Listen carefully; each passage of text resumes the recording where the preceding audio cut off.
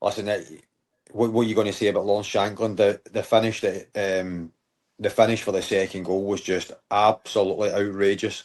And it wasn't even the finish though, Steve, was it? It was you were looking at him and he'd taken up the perfect position, kind of in between. Raskin was covering Braga. He knew there was only Fernandes on him. Fernandes, instead of seeing where the danger was, stayed.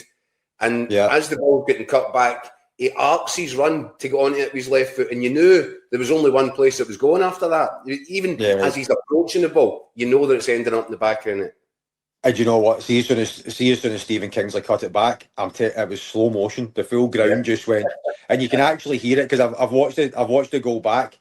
You can hear as soon as Stephen cuts it back, there's a second before Lawrence makes contact where everybody just gasps. Do you know what? See, just in the fact of Scottish football, just the drama of it all is they basically take Rangers out the equation, coming from a goal down. It was just an unbelievable game of football again.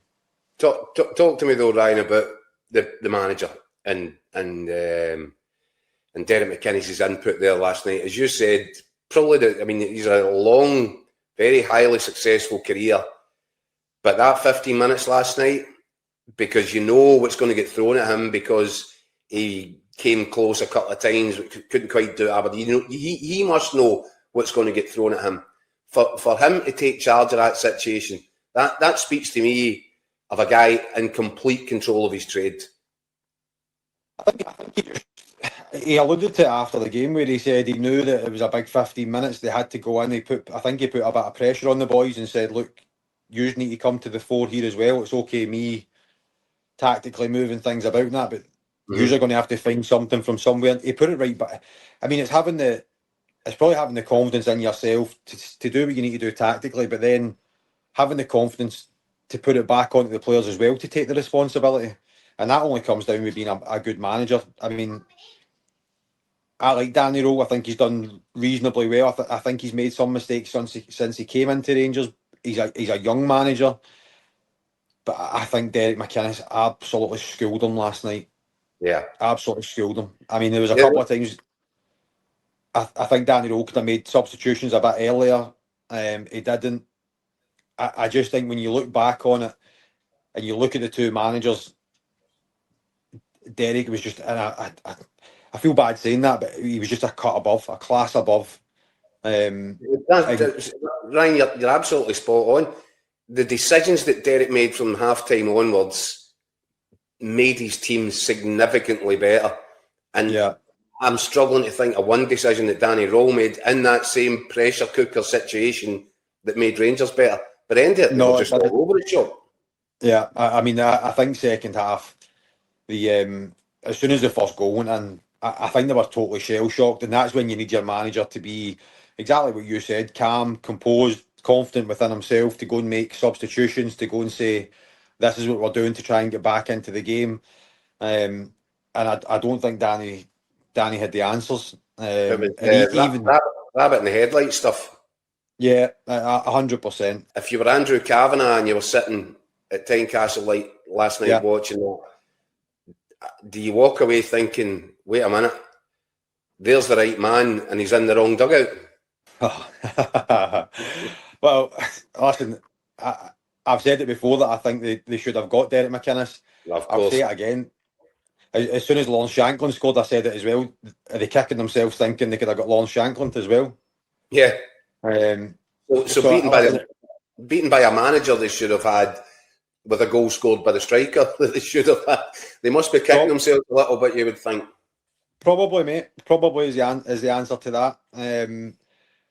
But again, I only look at for the Hearts' point of view as they're at Hearts and they're hopefully going to go on and win the league. Rangers, I don't know. I feel bad because I say that I like Danny. I like some of the things that he's done. I like the way he came in. I like the way they made the signings in January. I thought were quite good. Although Scott Olsen's came in and he just looked completely disinterested last night. But I like some of the things. But I listened to his press conference after the game and I thought, this is horrendous. Yeah. Like, he's coming out and he's saying, I liked some parts of the game and, we'll learn from this. I mean, it's Rangers Football Club. There is no time to learn. You need to win. And I mean, the be all and end all was for Rangers. They were 5 games away. Destiny was in their own hands to go and win the league, and they've lost the last 2 games. Yeah, they've blown it big time. At some stage, does the pressure come back on him? Yes, because that's the nature of the beast at Rangers. It's a big summer for Rangers. Do you know what? It's a big summer for Rangers, Celtic, and if Hearts go on and win the league, it's a massive summer for all 3. Yeah, it's a massive summer for all 3 clubs. Ryan, before you go, what do Hearts need to do now? Is it as simple as win at Motherwell? Because if they can win at Motherwell, and it would not surprise you with this Rangers team now that there's no pressure on them, go to Celtic Park and get a result. I mean, at that Keith, point, it's almost there. Keith, I promise you've just taken the words out of my mouth, because I said to Luke Shanley last night when I was speaking to him that I genuinely think Rangers will beat Celtic because they'll have no pressure. Everything will be not good, but they can go there and they can express themselves. They're not in a title race now, in my eyes. And I wouldn't be surprised, exact same as you are, if they went there and they got a decent result off Celtic. But from Hearts' point of view, Motherwell will be a tough test. They've not got a great record at Fir Park. But, I mean, if they go and get 3 points before the 2 of them play each other on Sunday, the pressure that will be on the Celtic players, massive. How will they deal with that? I think another 4 to 6 points and it'll be done. I genuinely do. And then you've got the dream scenario, haven't you, of Hearts going to Celtic Park with the title already in the bag and Celtic having to give them the guard of honour.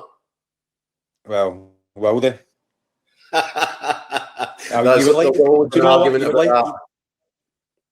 You would like to think they would. The amount of times that teams have had to clap them out, you would like to think if that was the case, they would. But do you know what I'm hoping for is the fact that the way it happens, that if Rangers can get something, Hearts can go and win, and then they can go into Falkirk and effectively do it at home against Falkirk would be absolutely unbelievable. But I think just the momentum of last night, the manner that they came back in, the atmosphere, speaking to some of the boys when they were leaving the stadium, I think they'll go to Fir Park on Saturday, and I think they'll get 3 points. Brilliant, mate. Ryan, you'll be back for that, I'm sure. I'm flying back for it, mate. I am not missing it. Not a chance. Brilliant, big man. Listen, enjoy your couple of days of sunshine. Ryan Stevenson there. I'm very happy, Ryan Stevenson. Very, very happy. We'll bring our resident referee Des Roach on in just 2 seconds. But before that, Paul says if Hearts beat Motherwell, it's their title, in my opinion. I'd probably go along with that. I think if they can go to Fir Park, get the win, they really have got one hand in the trophy then. Look, Celtic just refused to go away, and that's to their absolute credit, mostly to the credit of Martin O'Neill, because he's like a dog with a bone here. And you would have thought, looking at the way the post-split fixtures churned out, that if Hearts could win the first 2 against Hearts and Rangers, against Hibs and Rangers, at that point you think, well, that's it. That's got to be it. But Celtic aren't going away, Dan. So it's too early to say that Hearts have got this in the bag, but I do think that Ryan's probably right in what he says, that 4 to 6 points from the final 3 games probably get them over the line. And we've already got comments coming in. Marzuno is one, and Thomas saying, why wouldn't Celtic give Hearts a guard of honour? Don't be so disrespectful. Celtic would, wouldn't they? I think they would. I'd like to think so. If Hearts arrive at Celtic Park already champions, I mean, I wouldn't expect them to give them a guard of honour after the game. If they were going at each other for the actual title. But if Hearts get it sewn up before the final day of the season, I would like to think so. But it's actually an argument. I'm being a bit facetious saying that, Ryan, because the reason I bring it up is we get this argument every year, every couple of years,